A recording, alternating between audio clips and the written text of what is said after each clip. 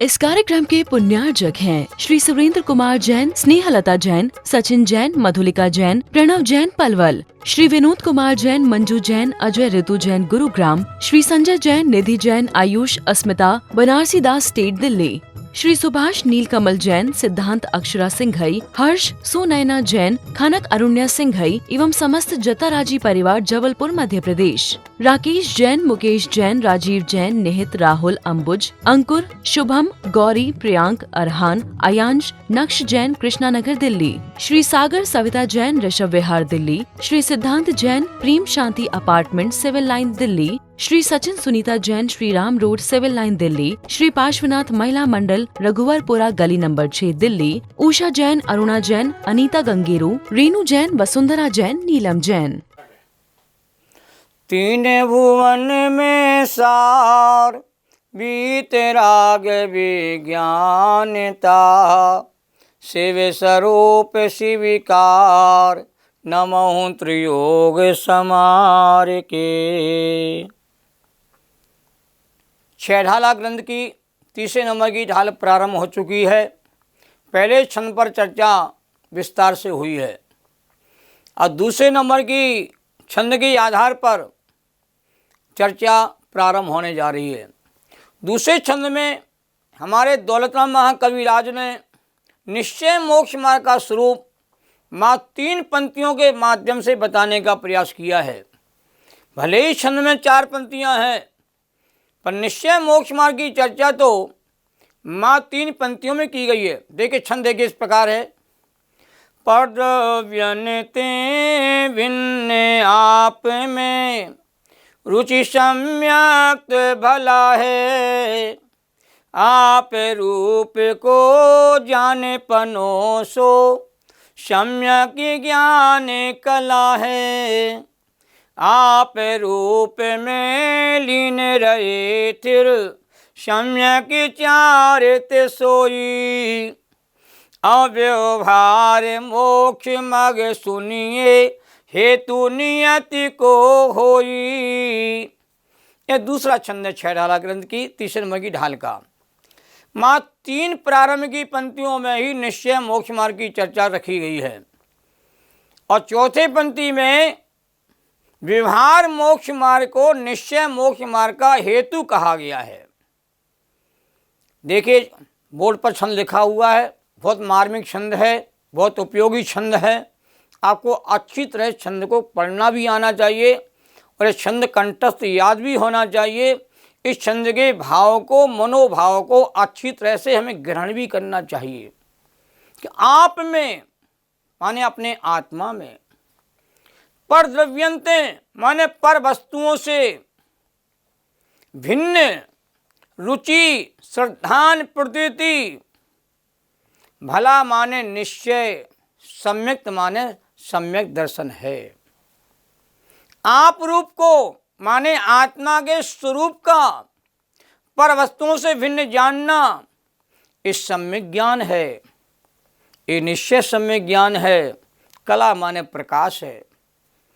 पर द्रव्यंते भिन्न आप में अर्थात आत्म स्वरूप में स्थिरता पूर्वक लीन रहे माने लीन होना, सम्यक चात, ये निश्चय सम्यक चात है। अब व्यवहार मोक्ष मार्ग सुनिए, जो नियत माने निश्चय मोक्ष मार्ग का हेतु माने कारण होई माने होता है। ये मैंने आपके सामने छंद का अर्थ समझाने का प्रयास किया है। यह बहुत महत्वपूर्ण छंद है। इस छंद के मर्म तक पहुंचने का हम प्रयास करें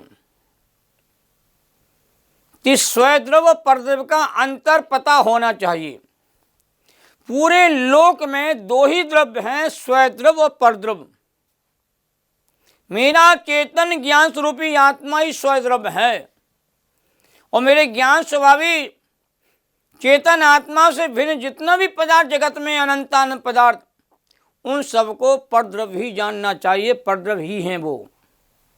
पर में अपनेपन की अनुभूति होगी, मिथ्या दर्शन हो जाएगा और अपने ज्ञान स्वभावी आत्मा में अपनेपन की अनुभूति होगी तो आपको सम्यक की प्राप्ति हो जाएगी। और छंद में भला और कला दो विशेष शब्द आए हैं। तो सम्यक दर्शन को भला कहा गया, हितकारी कहा गया, मंगलकारी कहा गया, आनंदकारी कहा गया है कि मोक्ष महल की जो सीढ़ी है, पहली सीढ़ी है, वो सम्यक दर्शन ही है।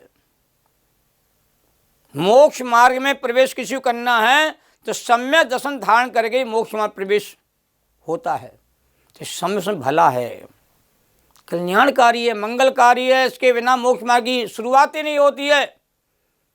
बिना इकाई के शून्य की कोई वैल्यू नहीं होती है, और इकाई के साथ यदि शून्य होता है उसकी वैल्यू बढ़ती चली जाती है। एक इकाई है, 0 है, 10 के बराबर हो गया 0 वो, और 2 शून्य हैं तो 100 के बराबर हो गए, 3 है तो 1000 के बराबर, 4 हैं तो 10,000 के बराबर, 5 है लाख के बराबर, 6 हैं तो 10 लाख के बराबर, 7 है करोड़ के बराबर। हर शून्य की वैल्यू बढ़ रही है, क्यों? वो इकाई के साथ है। तो सम्यक दर्शन रूपी इकाई जिसके साथ जुड़ जाती है उसका ज्ञान और त्याग कहते हैं मूल्यवान होता जाता है। इसलिए सम्यक दर्शन भला है। कला माने प्रकाश। तो सम्यक ज्ञान की जब कला आपको आ जाती है, ज्ञान का प्रयोग करना आ जाता है, फिर विज्ञान का हम प्रयोग करते दिन रात, स्वपर की भिन्नता का हमको आभास हो जाता है, तो ये आत्मा में कहते चेतन का प्रकाश फैला देता है। तो कला माने प्रकाश, और स्थिर माने लीन हो जाना, अपने आत्मा के स्वभाव में स्थिर हो जाना, लीन हो जाना ही सम्यक ज्ञात है। संक्षेप में कहें कि आत्मरुचि का नाम निश्चय सम्यक सुन है, आत्मज्ञान का नाम निश्चय सम्यक ज्ञान है, और आत्मरूप में लीनता होना ही सम्यक ज्ञात है। इसको ही निश्चय मोक्ष मार्ग कहा गया है। तीनों में आत्मा जुड़ा हुआ है। रुचि तो है, पर की है तो मिथ्यासन हो जाएगा, और आत्मा की रुचि है तो सम्यसन हो जाएगा। पर का ज्ञान है तो मिथ्या ज्ञान कोटि में चला जाएगा। स्वयं का ज्ञान है, स्वयं को स्वयं का ज्ञान है, सम्यक ज्ञान की कोटि में आ जाएगा। पर में लीन रहेगा, विषयों में लीन रहेगा, मिथ्याचार्थ हो जाएगा, और आत्मा में लीन हो जाएगा तो सम्यक्चार्थ हो जाएगा। आत्मा का ही ज्ञान, आत्मा का ही श्रद्धान, आत्मा की अनुभूति, आत्मा में स्थिरता, यही परमार्थ निश्चय से मोक्ष मार्ग का सरल स्वरूप है। अब बहुत महत्वपूर्ण बात यह है कि आप में रुचि कैसे होती है, आप माने अपने आत्मा में रुचि कैसे होती है, और रुचि के पर्यायवाची शब्द कैसे हैं।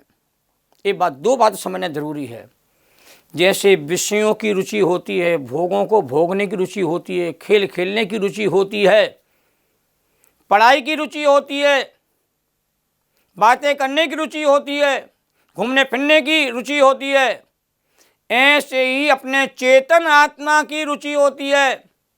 और जिसकी रुचि होती है उस तरफ उपयोग हमारा चला जाता है, और आत्मा की रुचि होगी तो आत्मा की तरफ का उपयोग कहते हैं, अपने आप कहते हैं जुड़ना प्रारंभ हो जाएगा। और क्या करें, आत्मा की रुचि है नहीं तो उपयोग हमारा बहिर्मुखी रहता है, उपयोग हमारा कहते हैं अंतर्मुखी नहीं होता है।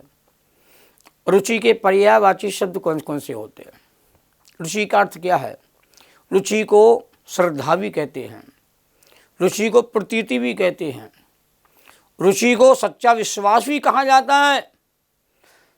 तो आत्मा का सच्चा श्रद्धान होना, आत्मा का सच्चा कहते हैं भान होना, आत्मा की सच्ची प्रतीति होना, और आत्मा की जो प्रतीति हुई है वो अनुभूति के बल पर होती है तो प्रतीति सम्यक पने को प्राप्त हो जाती है।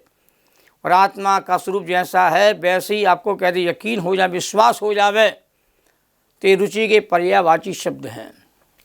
पर रुचि तो दुनिया में हर किसी को किसी न किसी की होती है। कोई भोगों को भोगने के लिए लालायित रहता, दिन रात भोगों में सुख मानता है तो भोग भोगने के लिए झपट्टे मारता रहता है, क्योंकि उसके अंदर में भोगों को भोगने की रुचि बनी हुई है। किसी को कमाने धमाने की रुचि होती है, घर में टिकता नहीं व्यक्ति, और कमाने के चक्कर में कहते पूरी दुनिया घूम लेता है, और 2 रोटी खाने के लिए सुख चैन से 2 रोटी से खाने नहीं मिल पाती है, और धन कमाने के प्रति उसकी रुचि है, आकर्षण है उसके लिए कि दिन रात मेहनत करेगा, परिश्रम करेगा, उसको भोग नहीं पाएगा।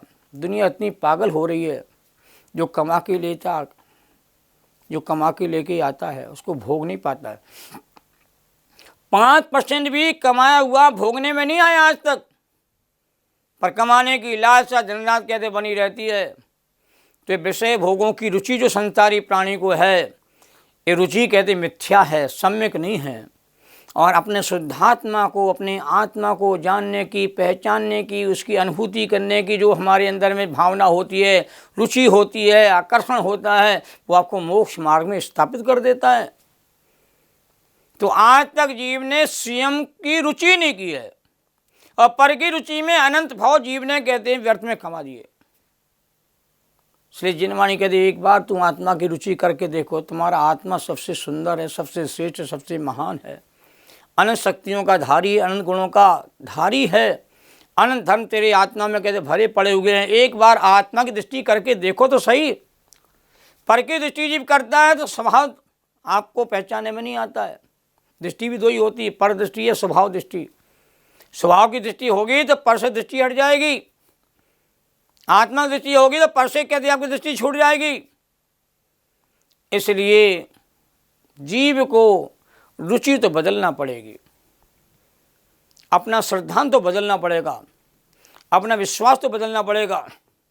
और जो अनादिकाल से विश्वास संयोगों में, संयोगी भाव में चला रहा है, वो विश्वास वहाँ से कहते हटना चाहिए। और हमारा विश्वास कहते आत्मा पर और आत्मा के स्वभाव पर स्थापित होना चाहिए, तब जाकर के हमारा भला होता है। तो निश्चय मोक्ष मार्ग के पर्यायवाची शब्द भी कौन कौन से आगम में आए हैं, क्योंकि 3 पंक्तियों में निश्चय मोक्ष मार्ग की चर्चा की है। परद्रव्यों से भिन्न आत्मा की रुचि, परद्रव्यों से भिन्न अपनी आत्मा का ज्ञान और परद्रव्यों से भिन्न अपने आत्मा में लीनता, ये निश्चय मोक्ष मार्ग का स्वरूप है। इसके पर्यायवाची शब्द कौन कौन से आगम में कहे गए हैं, ये समझना भी जरूरी है। इसको स्वानुभव भी कहा जाता है, स्वानुभूति कहा जाता है, शुद्धोपयोग भी कहा जाता है, शुद्धात्म भावना भी कहते कहा जाता है, शुद्धात्मानुभूति भी कहा जाता है, स्वानुभूति कहा जाता है, स्वसंवेदन ज्ञान भी से कहा जाता है। और निश्चय मोक्ष मार्ग का जो निमित्त कारण है वो व्यवहार मोक्ष मार्ग है, ये 4थी पंक्ति में कहा है। हेतु नियत को होई, हेतु माने कारण, जो व्यवहार है वो निश्चय तक प्राप्ति कराने में या निश्चय का ज्ञान कराने में कहते हैं ज्ञापक कारण है, कारक कारण नहीं है। व्यवहार करते करते निश्चय की प्राप्ति हो जाती, ऐसा संभव नहीं है। यदि ऐसा माना जाएगा तो अभव्य जो जीव होता है ना, वो व्यवहार को भली भांति साधता है। व्यवहार मोक्ष मार्ग जो कहा गया, उसका स्वरूप कहा गया ना, वो उसके निश्चय के बिना उसको जो व्यवहार प्राप्त हो जाता है, पर व्यवहार को साधते साधते कहते हुए निश्चय तक नहीं पहुंच पाता है। अनंतों बार मुनि धर्म को अपना लेता है अभव्य जीव, पर मुनि बन करके वो निर्दोष मुनिचर्या का पालन करता है। आगम के अनुसार कहते हैं 28 मुनि का पालन करता है, पर वो मुनिचर्या का पालन करता हुआ व्यक्ति कहते हैं निश्चय मोक्ष मार्ग के अभाव में वह मोक्ष मार्ग ही नहीं कहलाता है। तो निश्चय के साथ जो व्यवहार है उसका नाम व्यवहार मोक्ष मार्ग होता है। ये बात भी अपने को ध्यान में रखना बहुत जरूरी है। निश्चय सम्यसन, निश्चय सम्य ज्ञान, निश्चय सम्य स्वरूप छंद में बहुत अच्छे ढंग से समझा दिया है। और इस सरल एक लाइन में आत्मरुचि, आत्मज्ञान, आत्मलीनता ही निश्चय मोक्ष मार्ग है। इससे सरल और स्वरूप क्या समझा सकते हैं? मैं दौलत राम कहीं बताओ, हजारों शास्त्रों को पढ़ लो और आपको कहते हैं निश्चय मोक्ष मार्ग का स्वरूप पता न चले। और हमारे दौलत राम कवि ने कहते हैं विलक्षण उनकी प्रतिभा थी, काव्य शक्ति विलक्षण थी। पर द्रव्यों से भिन्न आत्मरुचि, पर द्रव्यों से भिन्न आत्मज्ञान और पर द्रव्यों से भिन्न आत्मा में लीनता, यही निश्चय मोक्ष मार्ग है। बस इससे ज़्यादा निश्चय मोक्ष मार्ग की व्याख्या कहते हैं शब्दों के द्वारा की नहीं जा सकती। तो करते जाओगे व्याख्या तो व्यवहार की व्याख्या हो जाएगी। वो निश्चय में भेद प्रभेद नहीं होते हैं। निश्चय तो अभेद अखंड जो हमारा आत्म तत्व है उसका ज्ञान, श्रद्धान, उसका अनुभव करने की कला सिखाता है आपको। तो रत्नत्रय किसे कहते हैं भैया? तो सम्यक समय ज्ञान समय चात को ही रत्नत्रय कहा जाता है।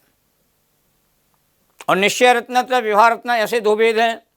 और अभेद रत्नत्रय और भेद रत्न, ऐसे भी इसके 2 प्रकार के भेद कहते आगम में कहे जाते हैं।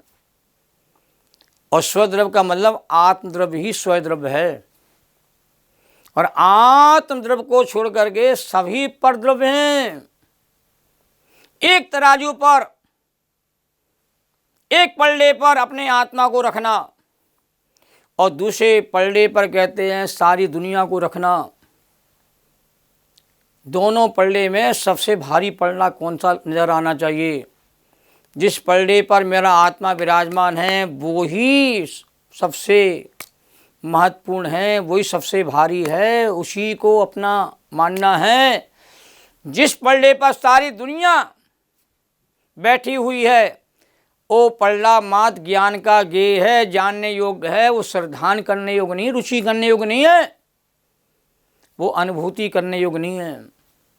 सारी दुनिया एक तरफ और मेरा भगवान आत्मा एक तरफ, ये जो बात है ये बात समझना पड़ेगी। क्योंकि तीनों लोकों में मेरे आत्मा के समान और कोई मेरा असली रूप है ही नहीं है। मैं सब पदार्थों के साथ रहता हूं, सबके बीच में रहता हूं, पर मेरा इसमें कोई अपना है ही नहीं।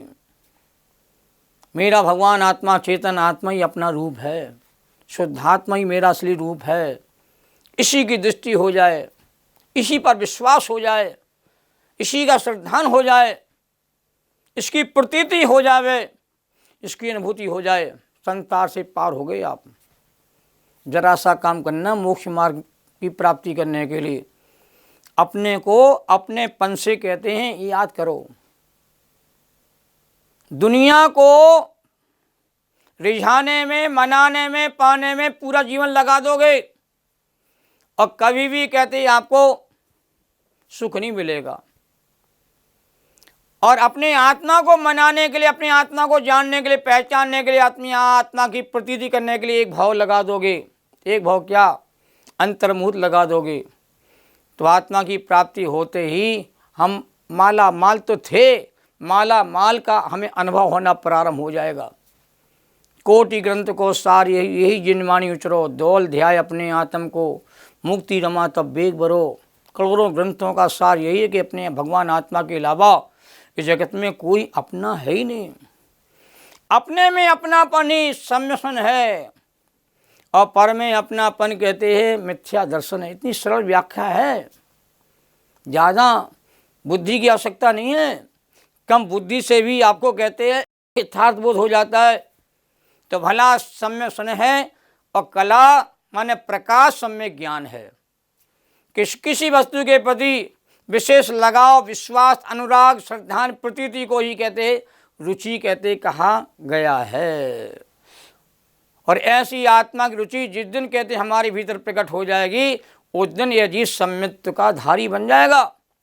और रुचि के पर्यायवाची शब्द भी श्रद्धा, विश्वास, आस्था, प्रतीति आदि ये सब पर्यायवाची नाम कहे जाते हैं। बड़ी सुंदर चर्चा है, मार्मिक विवेचन चल रहा है। हमें थोड़ा सा इसमें इंटरेस्ट दिखाने का प्रयास करना चाहिए। रुचि कैसे होती है ये चर्चा मैं आपके सामने अगले अंक में विस्तार से करूँगा। जैनम जयतु शासनम, सभी साधन जनों को सादर जय जिनेन्द्र। सहजानंदे शुद्ध स्वरूपी अविनाशी में आत्मस्वरूप, ज्ञानानंदे पूर्ण निराकुल, सदा प्रकाशित चेतन रूप, सदा प्रकाशित चेतन रूप। निज निधि निज में बताई जो किया उपकार है, उसके लिए जिन वाणी माँ को वंदना सतवार है, उसके लिए जिन वाणी माँ को वंदना सतवार है। द्वासांग जिनवाणी माता को नमन और वंदन।